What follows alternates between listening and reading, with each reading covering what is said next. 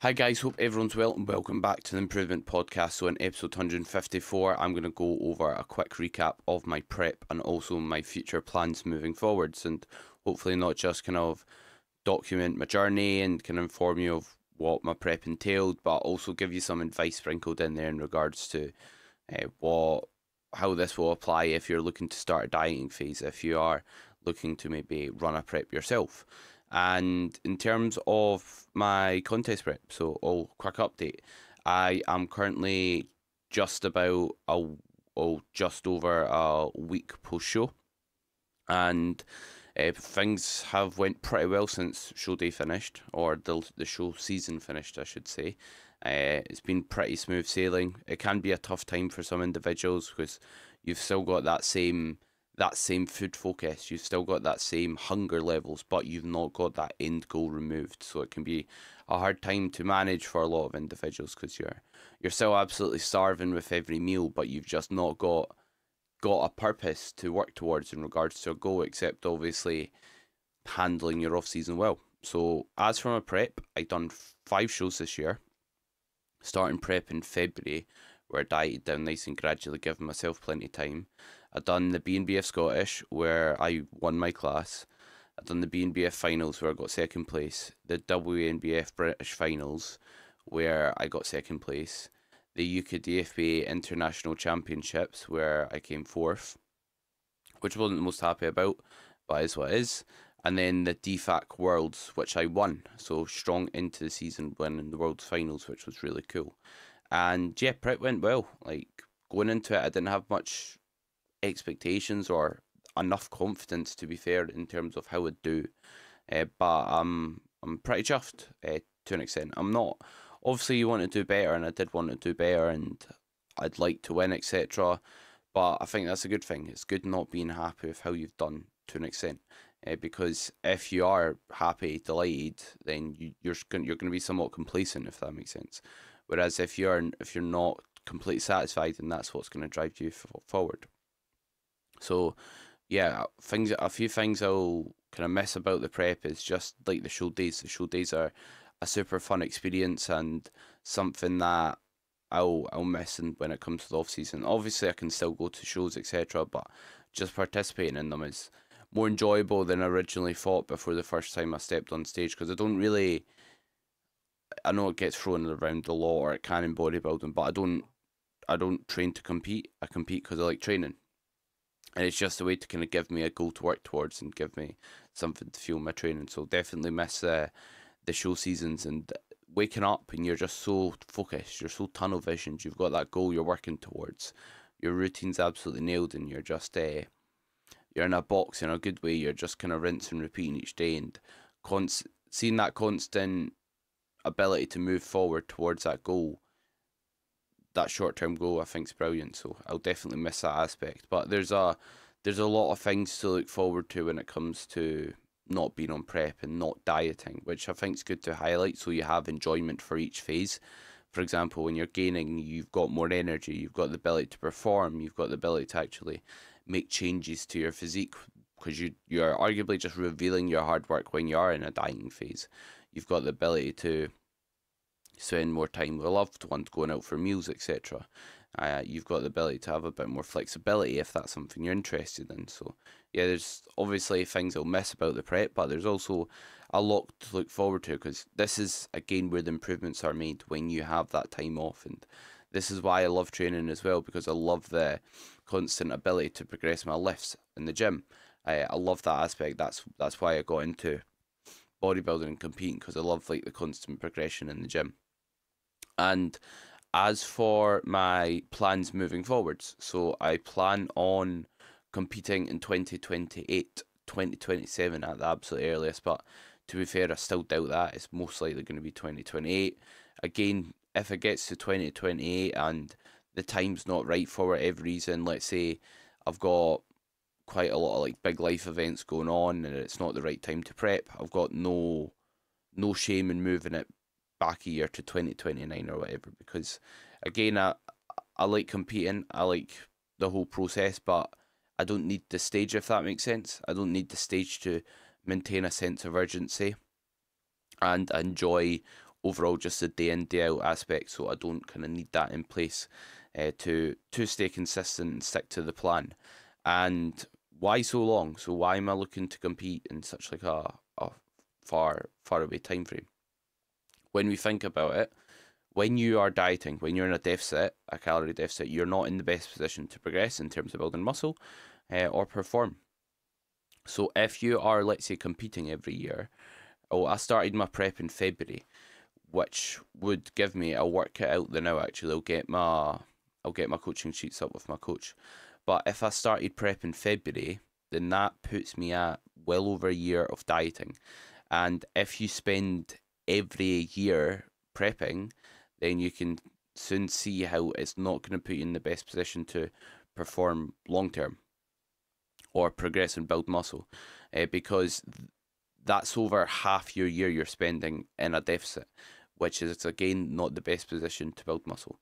So I started prep during week 207 with my coach, and then finished it week 232. So that's a lot of weeks. In fact, I don't think that's right actually. I think the numbers are wrong on the sheet, but basically, yeah, I started prep February and finished it 2 weeks ago, which is a long time to prep. And yeah, so what I was saying regarding why so long, like if you're wanting to maximize your progress, if you're wanting to build a lot of muscle, you want the ratio between being in a surplus and in a deficit heavily weighed towards being in a surplus. What that basically means is you want the majority of your time spent bulking. You want your majority of your time spent in a position where you're gonna be in a good spot to put on muscle. You want to do so because, again, if let's say if we're not, then if you expand the time frame, then you're just wasting time pretty much. So you want to spend as long as possible in a surplus, and that's what I look to do. If you want to make substantial improvements, probably not a good idea competing every year. The only potential upside to it is when you do compete, you give yourself a lot of runway to push your body weight up, because now I've got like a lean start point, so I can gain probably like 40 pounds before having to diet down again and still be in respectable body composition. So it gives you that lean start point to then push your body up for an extended period of time without body fat getting too high. And obviously, like, with gaining, there's delayed gratification that goes with it. Like, not a lot of people want to dedicate time to a gaining phase. They don't want to look worse. They don't want to look soft. But that's where you'll make significant improvements to your physique. And it's funny because during prep you get a lot more attention. You get a lot more clicks, likes on social media. You get a lot more views on your posts, on your YouTube videos, that sort of thing. Because obviously you look a lot better. You're competing. You're placing in shows, etc. And you get a ton more interaction on your socials. And I think the funny thing is, it's to look like that, like folk are saying, "Well done, I'm so proud, so proud." But obviously it was a byproduct of the diet I just done. Yes, that got me in stage condition, but all that work kind of got done those 2 years prior, where I didn't get a lot of compliments on my physique. I didn't get a lot of exposure on social media. I didn't get a lot of likes or views. But that's where you make the progress. So it's a case of kind of like dealing with that delayed gratification that gaining brings.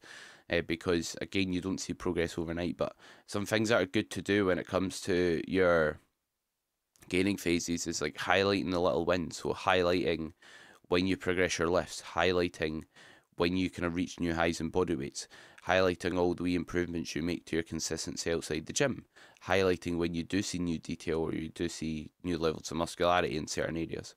Not so much new detail. If your body weight's going up, you're probably not going to see new detail unless you're a genetic freak or you're very, very new to training, but I think you get the drift. And as for what my shows are next time, or sorry, not my shows, my goals next time I look to step on stage. So I look to be very competitive in an open lineup. So this year I competed in novice and novice, which is if you've never played second before, and also juniors, which is my age category.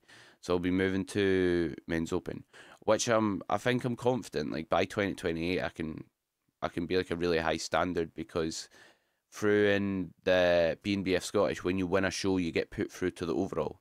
In that overall, you're basically posing, competing against every other class winner, and the people that won the like men's open lightweights, men's open middleweights, men's open heavyweights, like I didn't look out of place in terms of condition, in terms of muscularity. I held my own in some shots. Some obviously beat me in? Did I look the best up there? Definitely not. But I feel like I did hold my own and I didn't look out of place, which is good. So I'm confident with another like 3 years spent in a surplus that I'll be able to make significant improvements. Because again, my actions are going to reflect that. Without sounding smug, if you want to make the most progress, like, you should treat your gaining phases like your dieting phases. What I mean by that is you want to make sure that you've got the same or similar consistency when you're in a surplus, when you're in deficit. Because if you take your foot off the gas whenever you're in a calorie surplus, whenever you're gaining, that's literally the time you make progress. So it's not the time you want to back off. Yes, you can have more flexibility here and there, and yes, there's a time and place for that, but for the most part, if every time you're in a good spot to improve, you're not consistent, your progress will reflect that. And in terms of where I think I need to improve this prep, I've not actually went over this with AJ yet, but I'll probably mention it in the check-in. But the main areas I think that can step forward and be better is my front relaxed. So that's basically the main shot, the first shot you present the judges with, and I feel like I need a lot more lat, which is a part of your back, and teres major, which is a part of your back in that shot. My lats look good in like my front lat spread. I don't believe it's a posing issue, but in that front relaxed, I need a lot more of that just to give myself more shape and to make my waist look narrower and just to create a better visual look. And also like my upper body as a whole, despite not doing a ton of overall volume for my legs that past off season they're still quite dominant, and also running into knee issues actually. So it's quite cool and surprising how they've came up and they've still stayed dominant despite going into those issues. Because at one point I couldn't even do a squat or a leg press or any sort of work at all for my legs or for my quads apart from really light leg extensions. So yeah, that's kind of improvements I want to make. And in terms of my split design and my split setup, as for what I'll change in order to do so, I've not went over this thoroughly with AJ, but I don't think I need a ton of changes to my split. And the reason being is it's quite tailored to my needs already, because it is push-pull legs, push, back and hamstring. So there you can see I've got like 2 days designated to every muscle in my upper body. You could argue you could hit some things indirectly 3 days. So I'm already training at quite a high frequency for my upper body. I hit my upper body while I'm fresh, meaning at the start of my session instead of at the end of my session when I've got more physical and mental energy. I have at the start of like back and hamstring to start with the actual back portion because that's more important. So the split's pretty tailored to my needs. Obviously, we could look to tailor or to manipulate volume, so put volume up and down if I believe an area is not responding. But to be fair, I also don't need to be too specific. I think this is something that people will do wrong, is they'll try and be too specific when it comes to how their split looks and how their training looks, and try and maybe obsess over having it perfect or tailored to their needs to the T. Whereas when it comes to your training split, it's like, unless you're super advanced, you probably need more muscle everywhere. So I wouldn't look to specify too much into your training or to kind of knuckle down and try and bring up just one body part too much for that reason, because most likely everyone needs to improve. So you want to make sure that your split kind of reflects that, if that makes sense. And in terms of the dealing with body fat gain, so that's something that can be prevalent for a lot of individuals during prep, and as well as that, just throughout like dieting phases as a whole, like finishing them and then entering a gaining phase. So what I think helps and what helps me, it's not something I struggle with a ton, because it's not like when I'm lean, like I walk about in like a tank top and like short shorts, like I'm quite covered up, so, and I don't really train to show off myself, if that makes sense. Although I do post it on social media, but that is that's partly for kind of business related purposes. It's like strike while the iron's hot. It is going to be good for my business, getting exposure, people seeing that I can get into stage condition, and that can somewhat walk the walk myself. But yeah, I don't do it to kind of show off or to show my physique, which I think helps. But realizing like the physique will always be there. And what I mean by that is, yes, you might be gaining body fat. Yes, you might not look your absolute best, but realize like you've still got the muscle underneath. You can just take the body fat off again, and the physique's still going to be there. And especially if you're not getting too soft in your gaining phases, you're only maybe 12 weeks away from looking your absolute best ever. Even better than the last time you dieted if you've built muscle since then. So realize the physique will always be there, and where you make the most progress isn't where you look the best. So what I mean by that is the physique you perform best at isn't the physique you look best at, and the physique you look best at isn't one that you're going to perform well at. So that basically means like when you're lean, when you're shredded, when you've not got a lot of body fat, yes, you might look good, but you're not in the best position to perform and make progress. So realize that, and kind of realize this is where you'll improve. This is where you'll make your physique look better. So it's part of the process, and it's part of something you need to go through. But what I'd say is highlight the little wins when you are gaining. So highlight the progressions in the gym. Highlight when you do see, instead of looking at yourself in the mirror and thinking what areas look smaller or what areas look like they've gained body fat, and think, right, what areas look bigger? Where do I look fuller? Where do I look like I've got more size? Have that focus instead, and think, right, where am I stronger? Because your strength is going to reflect your muscle mass. Like if you're progressing your lifts, granted you're doing an appropriate amount of work with good form, meaning you're not changing your form in order to do so, you're going to be building muscle as a byproduct of that. So yeah, that's how I recommend dealing with the body fat gain side of things. And just also like wearing clothes you're comfortable with and you feel confident in.